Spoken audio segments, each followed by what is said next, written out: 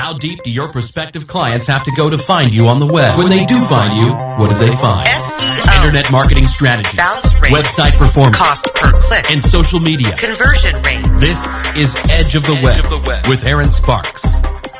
Good morning, Indianapolis. This is Aaron Sparks with John Thompson from SiteEdicts. Say hi, John. Good morning, Indianapolis.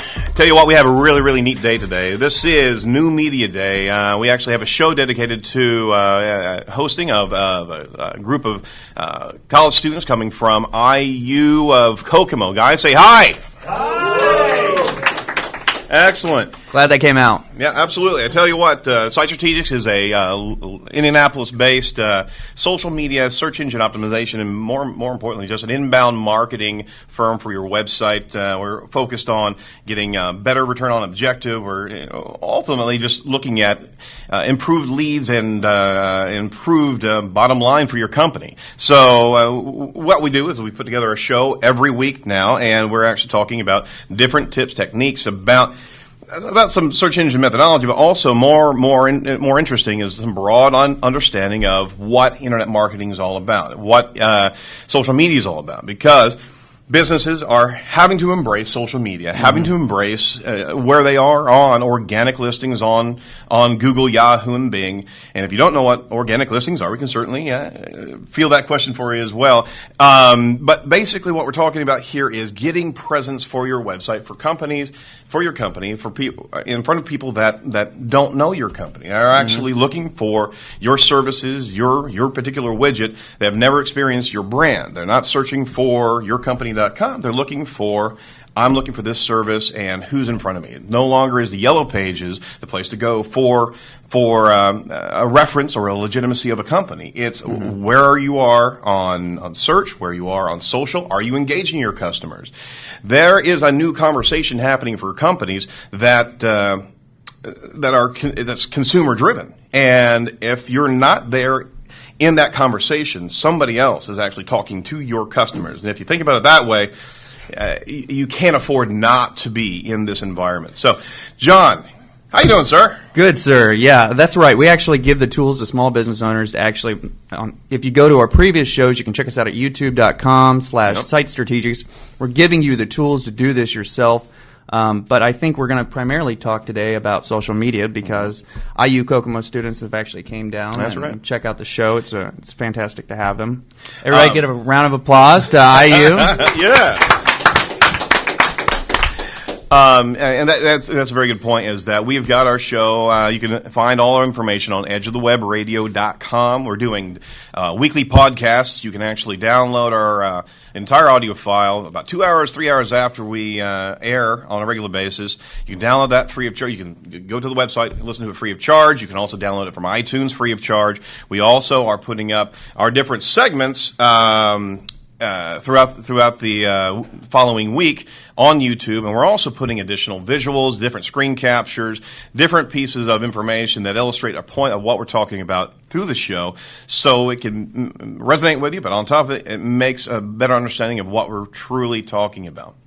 What did we talk about last week, John? Do you remember? Well, we talked about internet marketing industry news. We talked about the hidden costs of getting a cheap SEO and social media company. That's right. The SEO how-tos and the 5 eyes on SEO. And we also had a cool tool last week, and we probably won't get to a cool tool this week, but there was some good information. It was literally the costs that your company could suffer if you actually hire someone that is not expertise in what they do in search engine optimization or social media. There are some risks involved there. Tell you what we're going to be talking about. This is New Media Day, so we're actually talking about the concept of new media.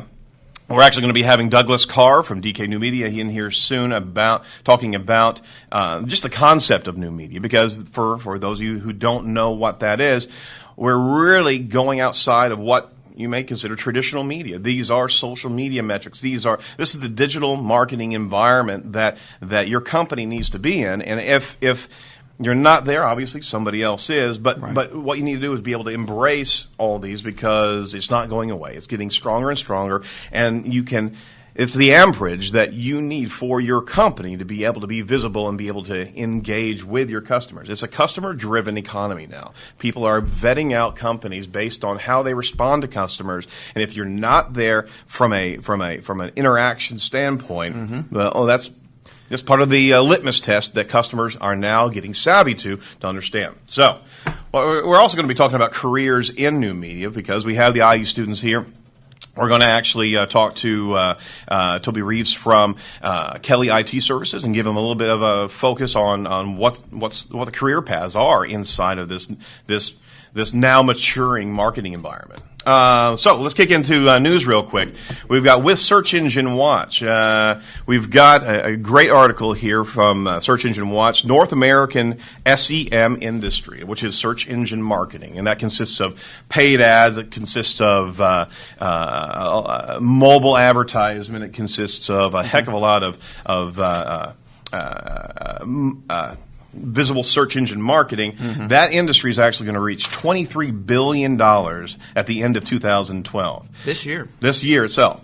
It actually has grown 19% over 2011, and the report was released jointly from eConsultancy and Sempo. It also shows a projected growth of 13% into 2013. It's fantastic. Marketers continue to struggle to measure ROI, especially those trying to to attribute revenue to search-related activities. 86% of participating marketers expect digital budgets to actually grow up from 77% in 2011. Just 4% say they anticipate a reduction. Now, that's great for our industry, isn't that? Yeah, it's great. I think we should remember that Google's actually reduced the size for organic searches now. That's so, right. Your top 3 are paid. You guys and know that? SEM is paid now. It's no longer top 10. It's actually top 7. There's no longer a top 10 on Google. They're just macking that entire front page for their own purposes. So it's important for a business owner to be plugged into that. They need to have a PPC campaign running in regards at the same time with their SEO strategy. And you know what? Overall, the report said that marketers are actually seeking I can't stand this term, but it's apropos. Marketers are seeking a more holistic strategy, integrating digital with all their other channels. So we're absolutely talking about new media today. Well, new media is an amalgam of a lot of different digital marketing pieces. And you're talking into social media, you're talking into search, you're talking into different types of engagement. That's and right. They're actually, get this, the marketers are actually becoming more and more savvy that it's not just that line of sight ROI for, okay, well, we hit so many paid ads here, and if we're not seeing the return that we're looking for, guess what? They're growing up, basically. They're understanding that you have to lay a wake behind you. Mm-hmm. Absolutely. Pretty neat. Tell me about GoDaddy this week, John. Well, I don't know how many people realized it, but if you're a small business owner, GoDaddy was down Monday. It actually got hacked. I followed this guy on Twitter. It was amazing how boastful he was that he hacked it. The funny thing was that GoDaddy actually denied it the next day and said that they were not hacked, that it was an internal issue and no privacy was released or no private information was released. Right. But it's interesting. They brought down GoDaddy. That says a lot, and if you're a small business, I think it's important to remember that having a hosting company that you trust is important, and that 99% uptime wasn't happening Monday. That's right. Both websites and email accounts hosted by GoDaddy were offline for several hours. The hacker group Anonymous claimed, self-proclaimed members of the hacker group Anonymous claimed responsibility. One member in particular, like you said. Yeah, it was one guy. One guy. But judging by the Twitter traffic that day, the main sources of Anonymous information actually were trying to distance themselves from this dude, if you can believe that. Yeah. Well, that was interesting about that is that customer reactions ran really high, and the commentary on Twitter and various blog posts during the outage showed that there was a common thread of calls even for a lawsuit against GoDaddy for the loss of business that day. I think that's obviously an overreach. They gave me an $8 credit. Score! But if you do $8 for everybody, I mean, that was a substantial bit of coin there. Yeah. But here's the learning, the lesson from this is that if you're a business that has your website hosted anywhere, you absolutely need a backup of all your information. You need to have your content. You need to have your database backed up. Mm-hmm. Ask your provider quarterly, give me a backup of my database, give me my file, put it on disk, so if the eventuality of, you're not going to see GoDaddy go down for that long, right. But if any of your hosting providers, if you use anybody local in your city, make sure you've got that, because that is your asset. That is, and ultimately, you could get that back up and running if there was a cataclysmic failure of a particular host environment. Right. You got to get that thing back up and running immediately, and don't put all your eggs in one basket. Have your registrar with your DNS information separate from the company that actually hosts your account, so you can pivot and turn that internet direction to another host provider. Right. Absolutely. Another article real quick, trend alert. The next big thing in social media is visual. Images are one of the biggest trends on social media for 2012. We often talk about sites that are trending and the next big thing on social media, mm-hmm. right? And as much as I've been reluctant of Pinterest, I'm sorry, I think it actually is evil. But he uses it all the time. Yeah, that really, you've seen that, huh? Yeah, oh right. My gosh. Images, man. I mean, images are the key. Images are the hottest thing in social media right now. Visual content is a consistent thread across sites and tools that are growing. Mm-hmm. Right? Why are images the key? Because our brains can consume and process an image much quicker than text. Okay, if you rely on consumers to actually interpret what you're meaning from bullet points or any type of instructions, the visual just leaps across that chasm and actually guides people to exactly what you're looking for. Especially if it's an image of a kitten. Kittens with mittens. Yeah. Images and blog posts. I mean, we've known for a while that images and blog posts increased time on site mm-hmm. and engagement. They also reduce bounce rate on your website. Right? Pinterest, the latest darling of social media community. Right. Right. And if you haven't been there, I'm sorry, you're going to have to be there, because it is just too darn cool sometimes, especially if you're looking at Star Wars stuff. It is awesome. Pinterest is the quickest growing independent social network and sends more traffic to other sites than Google+, LinkedIn, and YouTube combined.